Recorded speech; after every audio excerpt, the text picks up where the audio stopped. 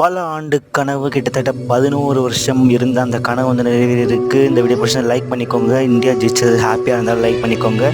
நம்ம சேனலை கண்டிப்பாக சப்ஸ்கிரைப் பண்ணிக்கோங்க. நோட்டிஃபிகேஷன் ஆல் செலக்ட் பண்ணிக்கிறது மூலிமா நம்ம வீடியோஸ் எல்லாமே உங்களுக்கு வரும்.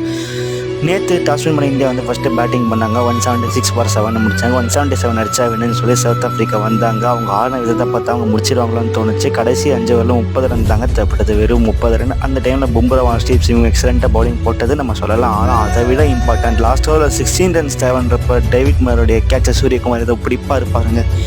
என்ன ஒரு மொமெண்ட்டுங்க அது தாங்க உண்மையில் நம்ம வேர்ல்ட் கப் வின் பண்ணதை விட ஒரு ஹாப்பியஸ்ட் மூமெண்ட் அதுவாக தான் இருக்கும். சூரியகுமார் கேட்ச் பிடிச்சது இல்லைனா மில்லர் வந்து அந்த மேட்சை முடிச்சு கொடுத்துருப்பார். அதேமாதிரி கடைசி 5 ஓவர்ஸில் 30 ரன்ஸுங்கிறப்ப சவுத் ஆஃப்ரிக்கா ஏன் முடிக்கல அப்படிங்கிறதுக்கான ஒரு காரணம் என்ன சொல்லலாம், ஒரு சேசிங்கிறது எப்போவுமே வராத ஒன்றா இருந்திருக்கு. ஃபஸ்ட் டைம் ஃபைனல் வந்திருக்காங்க, இதை அவங்க அக்செப்ட் பண்ணி தான் ஆகணும். ஸோ ரோஹித் சர்மாக்கும் அவங்க டீமுக்கும் அவங்க சப்போர்ட்டாக இருந்த டிராவிட் அவருடைய கோச்சிங் இன்னோட முடியுது. அவருக்கும் ஸ்பெஷல்